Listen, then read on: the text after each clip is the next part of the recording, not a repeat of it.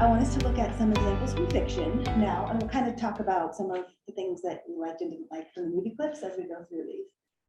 So the first one is a section or an excerpt of dialogue from The Lottery by Shirley Jackson. This is a short story, and I'm just going to read it to you so we can be on the same page together. Mr. Summers consulted his list. Clyde Dunbar, he said. That's right. He's broke his leg, hasn't he? Who's drawing for him? Me, I guess, a woman said, and Mr. Summers turned to look at her. Wife draws for her husband. Mr. Summers said, don't you have a grown boy to do it for you, Janie? Although Mr. Summers and everyone else in the village knew the answer perfectly well, it was the business, I can't quite see that, but of the official terms of the lottery to ask questions formally. Mr. Summers waited with an expression of polite interest, while Mrs. Dunbar answered. Horace is not but 16 yet, Mrs. Dunbar said regretfully. Guess I got a feeling for the old man this year. So, is anyone familiar with this short story? It's a great short story. There's great twists in it. And what I love about this dialogue is Shirley Jackson is fitting in what would otherwise be considered a lot of exposition into the dialogue in a really effective way, so it doesn't feel contrived. And what I mean by that is, at some point, and maybe when you're reading like the full story, you realize Mr. Summers, he knows that her husband broke his leg. He knows what age. It's a very small town. They know every intimate detail about each other. But then when we're told just that one little bit, it's the business of there's this ceremony. It's called the lottery. And we now know that they have to say things that are sort of otherwise obvious to these two people. So it makes sense in the world of the story to the reader that we're being given information that helps us as a reader. So typically people say, don't use exposition in dialogue because it can sound a lot like giving information that is very obvious to the other people in the story, but not obvious to the reader, but it can be done very, very well. So there's that example. This example is from Why I Live at the PO by Eudora Welty. Has anyone read this story? No, this is it's a pretty short story. Say again? What is PO, the post office? The post office, Oh. Yeah, you got it. So I'll read this one to you. And Eudora Welty, Southern writer, and so this is kind of a romp of a story too. There's a lot of fun to it. Papa Daddy, she says, he was trying to cut up his meat. Papa Daddy, I was taken completely by surprise. Papa Daddy is about 1 million years old and got this long, long beard. Papa Daddy, Sister says she fails to understand why you don't cut off your beard. So Papa Daddy lays down his knife and fork. He's real rich. Mama says he is. He says he isn't. He says, have I heard correctly? You don't understand why I don't cut off my beard? Why? I says, Papa Daddy, of course I understand. I did not say any such of a thing. The idea. He says, pussy. So this one has there's obviously some humor. And there is a lot, I think that you can tell even in this excerpt, if you haven't read this story, that there is a lot of high reactivity going on between the characters. And they are sort of purposefully not understanding each other, leading others to not understand each other. But what I also think happens here is that the things, they are talking about very mundane things, but there's so much character being revealed. And both of them have, actually the three people who speak, they have very vivacious voices that we sort of see they are kin. They are related, they're in the same family, they have a way of communicating, but you do start to see that they have these sort of distinct personalities too. And that's what I really like this excerpt for, which we did not see in the movie of the clip of the terrible movie, which I showed you, which, you know, they go from, oh, I'm just up here thinking to, you know, just, they're very flat. These characters are not flat. And dialogue can really go a long way to express that. So one more. The previous two were from short stories. This is from the novel All the Pretty Horses by Cormac McCarthy. And just at first glance, what's interesting about this one is to remind us all of something we all know and see when we're reading, which is that dialogue can often be indicated by quotation marks and, a certain line spacing, but not always. Cormac McCarthy does not use quotation marks, and he only at the end assigns a character to it. He establishes the order earlier on, which is important, but it's just interesting to look at little visual and formatting options for dialogue. So I'll read this one. What did you do? You ain't got a cigarette, have you? No. What did you do? Didn't think you did. What did you do? Lord, what I wouldn't give for a chew of tobacco. What did you do? I walked up behind him and snatched it out of his belt. That's what I done. And shot him. He come at me. Come at you. Yeah. So you shot him? What choice did I have? What choice? Said John Grady. Now I brought this one up third in the order because to me, it has a little bit in common with the Juno clip, which you all agreed you felt viscerally was good dialogue. And what's happening in the Juno clip is that there are two people talking about one thing who have very different feelings about it, and one of them may not even know they have certain feelings about it yet. And that's not exactly what's going on here, but in a very simple exchange, lots of repetition even, not a lot of new information being introduced. One person does want some information about something that happened, and the other is just, whether intentionally or unconsciously, not wanting to say, yeah, I did this terrible thing, is at odds with what John Grady wants. The other character, his name doesn't show up here, his name is Blevins. So Blevins does not want to say what happened, and John Grady wants to know what happened. So it's this very subtle unfolding here. So I want to look at not neat and tidy or prescriptive ways of how to write good dialogue, but my purpose in having you watch those clips and in looking at those examples is to think about what can dialogue do. And to be honest, I think it can do everything that you look for a story to do. It can create tension. We've seen some of that in the excerpts. I think there was tension starting to be created in that Juno scene. There's a little bit of tension in that. There's definitely tension in Why I Live at the PO. It can advance plot, can move a story forward. Even when there's not a lot of big action happening in a plot. Thinking about the story, Why I Live at the PO, a spoiler alert, she does go to live at the PO, but it's in the title, so I'm gonna say it's safe to say that. But there are disagreements that push her toward that end. And so a simple conversation like that one we just saw is doing that. Tying to larger themes, to reveal character, pacing. I've been thinking of, as I was preparing to come and chat with you guys about how I use dialogue. And with the last project that I wrapped up, it had a very mythical format. So characters would not be in the same time period or even millennia or location. And I found that I kept writing dialogue and scenes where they were just eating meals. And I think that sometimes it's just about pacing, or in that case, bringing the reader back to the fact that though my story might vary in location and time, I'm bringing two characters together in space and time to kind of ground it. So I think that dialogue can do a variety of things, humor, and then just etc. Because this is not an exhaustive list. So this is a little bit cut off, but the idea. Oh, should I just move that? Is that what you're saying? Yeah. You should move it to the other side, because it seems like you have more on the right side than the left, so just move it over to the left or to the bottom. You can also minimize it. Oh. Yeah, you can. Should I do that? Make it go away. Bye, guys. I still love you. I just won't be able to see you anymore. Okay. Oh. All right. So thinking back to the initial slide, that dialogue is, we think, conversation. It's modeled on conversation. It is absolutely not conversation because, again, think of the conversations we have in everyday life. We want to carry the aura of that.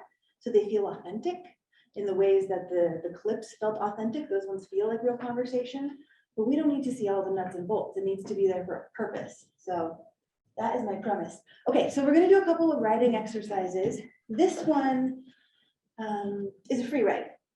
I'm going to put some single word prompts up here and then put on a 30-second timer. And what I'm gonna spin it rather for that timer. And I'm not gonna give too much information because this is kind of like I asked you to just sort of suspend disbelief and watch those. Mike, do you have a timer? Or I page? can I'm do sorry, it. I didn't I can know. do it. Oh, thank you. So, yeah, just go with me on this and just kind of play around a little. So the first prompt is, and so just write, oh, instead of writing long sentences and the kind of, don't do the kind of free writing where you're not picking up the pen. Think more about punchy images or words, that kind of thing. And we'll go just for 30 seconds. Thanks, Mike. So our dialogue is about water. No, no, Oh. this is just a free write. We'll do dialogue in a little bit. That's a good question. Sorry that I didn't make that clear. I'm curious, we're gonna do some pre-writing toward dialogue writing. And I'm just curious, what comes up when you think about water? Like word association. Word association. Oh, okay.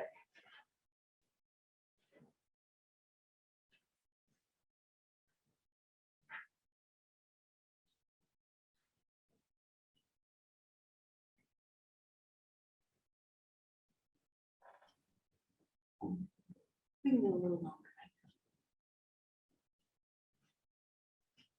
30 seconds, because that's our rule.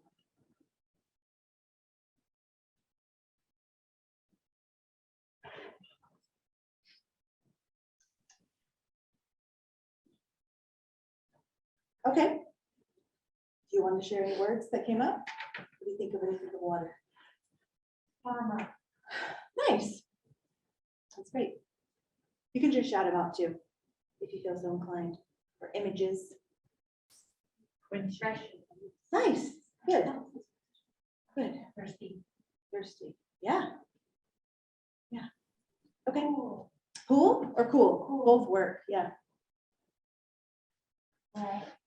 Okay, good warm up. We'll do a little bit more. We'll do 30 more seconds. And again, word association, but you can also do a phrase if you want. I don't want you to get carried away in story yet.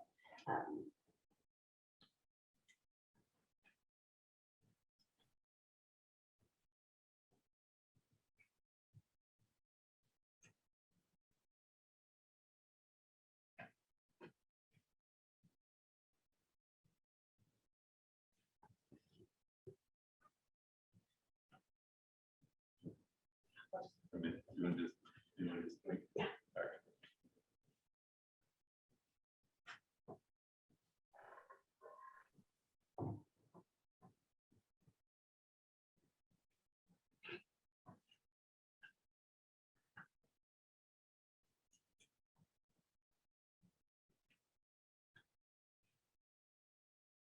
All right. All right. Anyone want to share? Words or phrases that come up when you hear and see the word beach? Lifeguards. Nice. Potato chips. I want to be on the beach eating potato chips now. No parking. So real, so true. Yeah, a good reality check. It's not all beach at the beach. Any others? Tide pools? Yes. Scratchy. Yes. Yeah, yeah, absolutely. I love that. Kelp, yeah, yeah. Okay, cool. Thank you for playing along. More definitions. I told you I love them. So we know what the definition of water is, but this is the dictionary definition of water.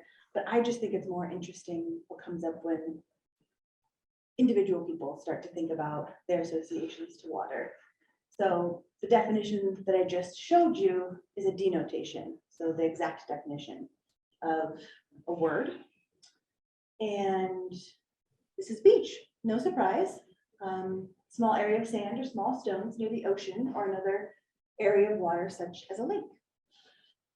And the reason I wanted to just even delve into these and play a little is because your words all related to the denotation, the dictionary definition of water, but you were calling back experiences of maybe a scratchy time at the beach, or when there were, sometimes I think of sand fleas, because when I went to college, there were so many sand fleas on the beach, or lifeguards. You may have called up a specific beach where you can picture the specific lifeguard stand. I'm not sure, but I'm sure that some of those ideas were sort of floating through your mind as you were writing those words. So a connotation, as opposed to denotation, is the range of further associations that a word suggests in addition to its straightforward dictionary meaning. And this is related to its qualities, contexts, so maybe memories, experiences, and emotional responses. And I'm not going to make you look at more definitions, but I think these ideas are very important to writing good dialogue. So I'm back to my little line figures, and this is my idea that when people are having a conversation in real life, they might be talking about going to the beach. Their conversation might be about going to the beach, but they might be having all of these other thoughts, not even coming up in conscious awareness, but maybe this woman can't think about the beach without going to the cabin that was her aunt's on Lake Michigan. Or she carries that with her in some way, right? He's thinking about they're planning their spring break and she doesn't want to go to the beach and he does. They're just, you know, these things that are going on in a conversation, and we can all relate to that because we've experienced that. So they're having a shared experience, they're having a conversation, they're also having individual experiences that are really influenced by all of those emotional associations that they have, because we are emotional beings with kind of connotative ways of experiencing the world. So one way that I look at dialogue, it's very wordy and a little bit cerebral, but so am I. And previously I asked us to look at what can it do, and it can do a lot of things, the humor, pacing, all of that. And when I'm asked to consider how does it do these things, is because of that idea that people are having a shared experience while also having sort of simultaneous singular experiences. So they are characters who are sharing it. So now moving from conversation to the idea of dialogue, dialogue representing what happens in conversation, bodies sharing space and time. And I would say this happens in flashback too, you know, because you might be thinking sometimes people have dialogue, but they're in flashback. But once you enter that flashback, it feels like the present moment because they're sharing time and space. With minds that go beyond the confines of time and space, they can be thinking of other things. They can be thinking of, as the previous slide showed, their previous experiences at the beach, but they can also just be thinking that they need to get their passports renewed if they're going to take a vacation. There's just a multitude of things that are always on people's mind. And then because we are emotional creatures, emotions can be tied to what's happening in that present conversation and or in other moments. I mean, I know I've had conversations in which I suddenly become very irritated about what the other person has said, but it's something I thought of that happened 10 years ago, not even with them. So this is how I think is really useful to look at dialogue in this way. So a constructed shared experience occurring simultaneously with individual experiences. And by constructed, I mean it's not conversation. So we're looking at the different parts of human conversation as this layered experience. But when we're making conversation into dialogue, it does need to be constructed to emulate that, but to not keep everything in. All right, so now I'm hoping that you'll write a little dialogue with me. And I'm going to give you, if we have time, we'll do a second exercise where you can, write a scene of dialogue from a project you're working on. But for this first one, I want to give parameters around that. So the parameters, and because when you, in real time, if you would have a project in mind and know the characters and maybe the purpose, you would come up with why you want to insert some dialogue into your project. So I'm just going to do that for you. That's the constraints here. So conversation between two people. They don't have to be these two people. It's just an aesthetic choice. They can be two females, two they, thems. Please choose the persons of your choice. But two people, and the action is that one person who has a very good association with a bouquet of roses gives a bouquet of roses to a person who has a bad association with a bouquet of roses. We don't have to talk about that in the dialogue, but I want you to think about that in the background, because these are the kinds of things that make the dialogue come alive and more interesting when people have different associations and or motivations. So here's what you're gonna do. You're gonna write the dialogue, and then for my part, I'm providing you two characters, action. One person gives another roses. The person who gives the roses thinks, or the roses are great, and the other person does not like roses. I want you to think about what the occasion is, why they might be, these roses are being handed out, and then where are they going to go to next? And this is just because then you're creating sort of this idea. We're creating a plot point here. So it might be that one person gave another roses for St. Patrick's Day, and they're going to go drink green beer. It doesn't matter what the conditions are. And I don't even care if you talk about that. I just want you to know when you're writing what the occasion is and where they're going. All of that is in the background so that fun things can come up here that look more like real life, sound more like real life. Do you guys want, like, I'm thinking 4 to 6 lines of dialogue, and I'll give you 5 minutes. Don't overly craft it, just play with all that in mind. Any questions on what I'm asking for? Or why I hate roses? I don't, I like roses. Okay, go ahead, keep going. Thank you.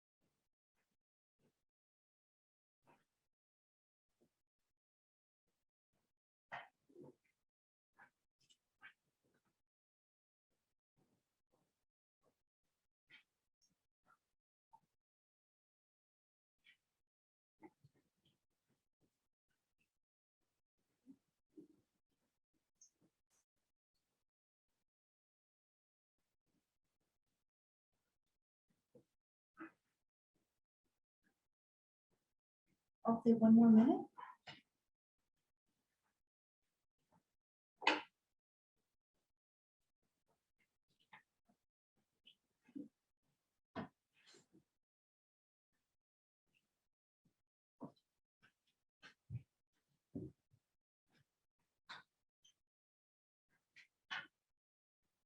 All right. I can't see the clock from here, so I'm just waiting 5 minutes, so. I would love to hear some. You knew I would say that, but does anyone feel like sharing? Is anyone willing to share even if they don't feel like it? I have to ask myself that a lot, so. Well, I want to say I don't do much creative writing. All my writing is like a reporter's articles. Mhm. And so I couldn't come up with something imaginary, but I picked something I remembered from what really happened. Oh, I love that. Do you want to share? No. Yeah. It's a little wild, but that's okay. I'm on board for wild. Remember when Mom got those flowers? I think they were from her lover. Silent pause. When was that? Remember, I was in high school. It wouldn't surprise me. She was such a rebel. Deborah's always finding ways to have something new to say. I love that it brought up a real thing for you. I think that's great. Excellent work, and thanks for sharing. Appreciate it. I'll wait. Oh, yeah. go ahead.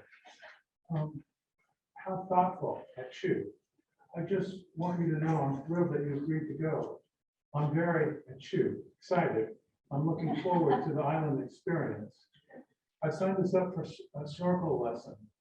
Do you have a tissue by any chance? It's great. We get it. We get it, and you don't have to say it. So it's overtly. So very good. Yes, dear. Did you think it was my birthday?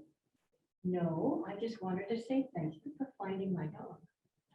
Are there thorns? I pricked my finger on the thorn once and it bled like crazy. I'll put them in water for you. You won't have to touch them until they die. I love it. Oh, it's so good. You get such a distinct idea, character. So great. Yes, of course, please. He jams his gold card into the slot of the credit card machine. Give us 24 white roses. I'd rather get a bouquet of daisies to take her. He'll take white roses, they represent purity. She liked daisies, their toughness, they grow anywhere. She thought roses were weak, needed too much care. I'm paying for these, you'll take date roses. Also great. Character, sense of scene. I imagine they're going to a cemetery. That, yeah, so you can get so much from what we don't say too. And then it resonates as a reader. Any more? Yes. I can't believe you did this. Jenny said, what do you mean? These are beautiful. It's always about what you think, what you want. You don't like them? My mother drew those. Oh, does that mean you're canceling our date? I really wanted to see that rock band. Great too, with the mention of history, the mother, flowers. Yeah. Any more? I want to hear from anyone who feels like sharing. Yes, sir. I changed it from roses to carnations. It's a real life. I can smell them already. Surprise. Oh, carnations. Yeah, you love carnations. I remember you always had carnations at your mother's house. She always had carnations. Yeah. They had a lot of different colors. You know how they do with the dye, but I remember at your mother's house, they were always white. Yes, white. They were always white. Want me to put them in a vase? We don't have to do that right away. So good. So good. They're just such tiny, they're so full, even though they're so tiny too, you see. So any other sharers?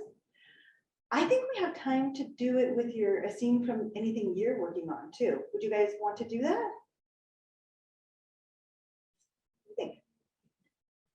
I'm feeling crushed by your enthusiasm. Or does that feel hard? Or just, you can take this and maybe work with that on your own time? Sorry, I'm confused what we're asking. Are you Oh, wait, what asking I'm asking? to I'm release asking, I'm noticing that we have more time than I anticipated. And I had thought about, we could do this second writing exercises, but you could choose something from maybe a project you're working on. You can choose the characters and the parameters, and we could go for another 5 minutes. Yes, Paige, you have. Zoom, Ellen on Zoom. Oh, is here yes. To share with us. Oh, yes, thank you. Oh, Sure, wait, bring- actually, Ellen is saying that she wants to do the exercise for the project she's working on. Okay, great. Okay. Thanks, Ellen. Yes, thanks, Ellen. So let's do that. So you will write some lines of dialogue. So here's what I'm going to, I'll give parameters to you. Choose 2 characters. And let me just say, if you do not have a project that this exercise fits into, I would say, make something up, get a little wild. We'll do this with something of your own fancy and or a project that you're working on. It doesn't have to be fiction. Get a little wild with some nonfiction dialogue. I'm not saying you can use that in the end if it's not what they said, but just see what those characters are saying. Just play around. So 2 characters, you choose them. Think about an action. Think about, call to mind if they have different emotional associations with what they're going to be doing or talking about. And then pick a moment in time and write from that moment in time, moment and place in time. And we'll see where it goes. 5 more minutes.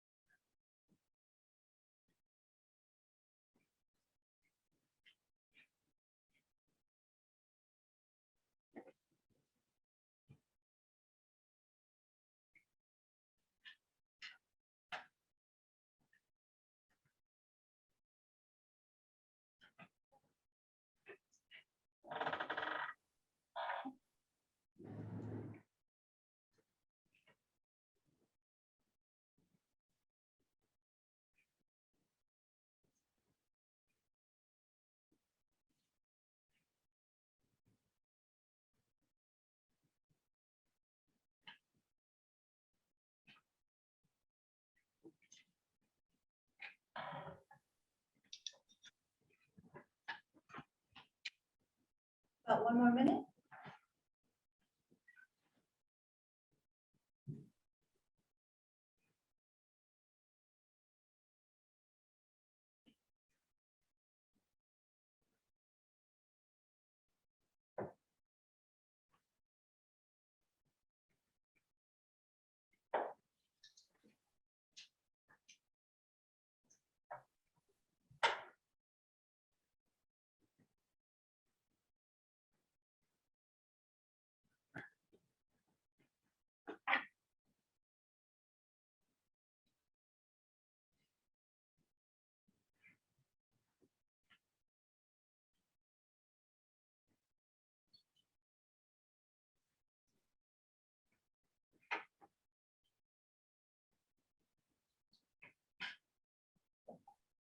All right. Who wants to share? Anyone? Yes, yay. This is the dialogue between three people. Okay, great. Reminds me of camping with my dad, pilot bread and peanut butter. We had bologna and Wonder Bread. My family never went camping. Pilot bread never gets stale. I can't stand sandwiches with smushed bread. Mom cut the crust off my bread and cut it into cutting books. I have such a image of that scene and the distinct characters. Just with 3, it's, you know, even more challenging when they're not named and I have a distinct idea of who they are. So it's great. Such an overachiever. Such an overachiever. Anyone else feel like sharing?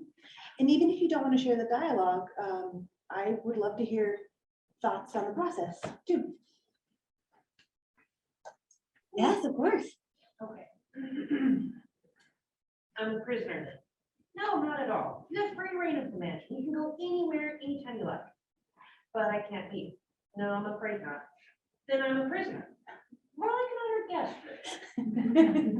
guest. This sounds like a Beauty and the Beast situation. Is it? Is what? I said it sounds like a very Beauty and the Beast situation. Yes. Yeah, that's great. That's great. And funny. It's taking something that's not that funny and it's very funny. Thank you. Any other sharers? Ellen on Zoom would like to share. Yay, Ellen. Thank you, Paige. Okay, can you guys hear me? Yeah. Yeah, we can. Okay, so I modified some dialogue that I had already started. So based on this exercise, I changed some things. Okay. So 2 women are talking. Let's see. Felicia goes into the house. Judith eyes her. Judith says, "What is going on?" Felicia thrusts her phone with Aurora's Facebook picture on it in front of Judith. "This. Who is it? You don't know? No. Who do you think you are barging in here like this? This girl says she's Tommy's daughter." Judith sits on a purple beanbag chair in the middle of her living room. Oh my God. Is she yours? Is she yours and Tommy's?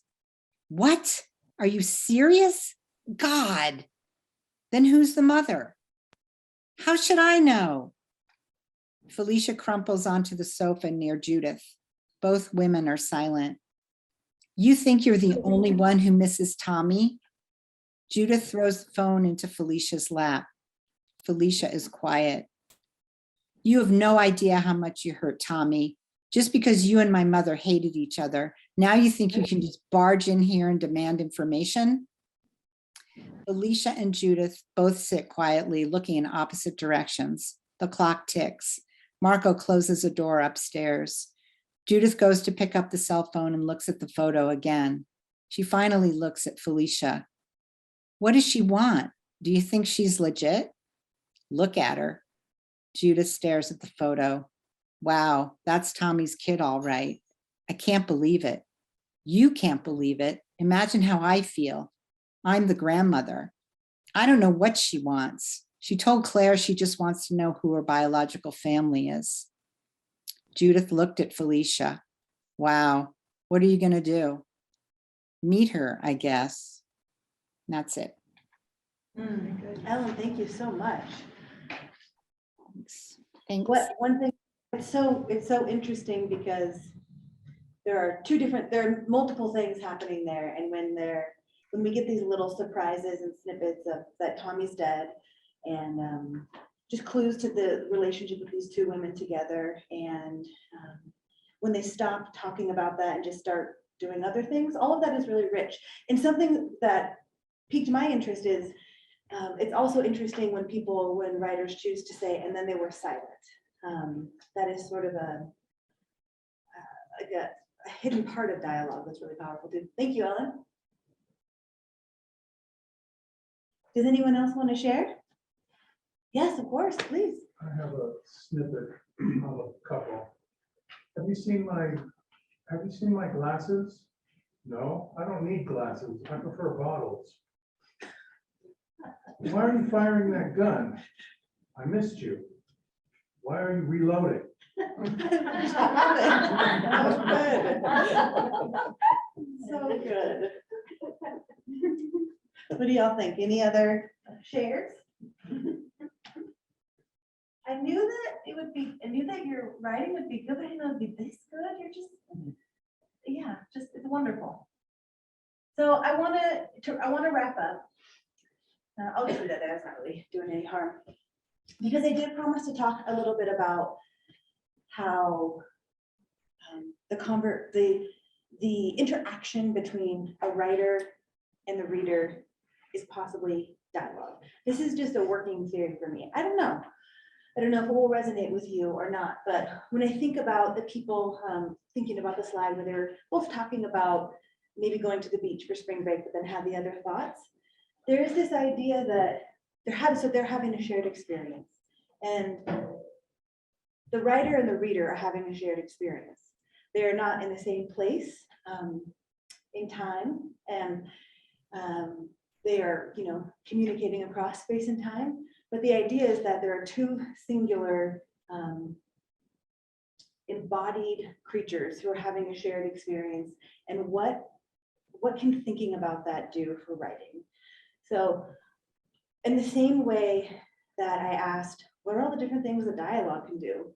These are all the ways that we tell stories. Dialogue is just one way that we look at these different tools of storytelling. And I asked us to look at that for dialogue because knowing the purpose of why you want to write dialogue into a scene helps you write it.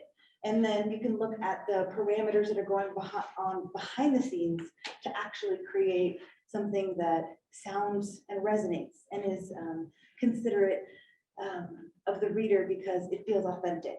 So I think a similar process can happen in writing, which is that one way I think about this is that I hear the term ideal reader. Who's your ideal reader? And I don't know. I don't even know how to think about that. It overwhelms me. So this helps me think about my ideal reader as, I want to say I do want to think about my ideal reader because we aren't writing to no one. We are writing in the hopes that someone will read that work. And so to consider that person seems like an act of respect. And so to consider who is someone who I would be delighted if they were wanted to read something I wrote. There's so much wonderful writing out there in the world. And what kind of conversations would I hope that we might have around that? So these are rhetorical questions and broad approaches to curiosity. But I think that it's important to think about who your ideal reader is so that you are respecting them and acknowledging that they are there and that you hope that they are there and you put themselves in your shoes and want to be in conversation with them. It can be as simple as thinking about the Shirley Jackson, that was the short story excerpt where we talked about we have to have some exposition and some background information. Am I giving my reader enough background information so they have the tools to read my story? It can be practical like that. Or it can be thinking about how the overall flow and pacing of your stories, is that something that they can hang on and be a part of the journey for? So that's how I am approaching that. I appreciate that. I think that, Appreciate it. I think that idea, I think sometimes stories fall flat when we're just telling, when we're almost preaching. Like, I have information that you need. Yeah, It's a one-way conversation, and to think in terms of, we are readers, I assume most of us are readers, and we have an ongoing dialogue with what we read. We're asking questions of it, and to consider that from the point of view of the writer, I think that's easier to engage, to just go forth and write, to understand that you're talking to back and forth to someone, as opposed to, here's all this information. right, here it is, take it or leave it, Right. because it's okay to get their feedback, Yeah, imaginary feedback, albeit. So I appreciate that, Mike. yeah, nice job. Well, thank you all. All right, yeah.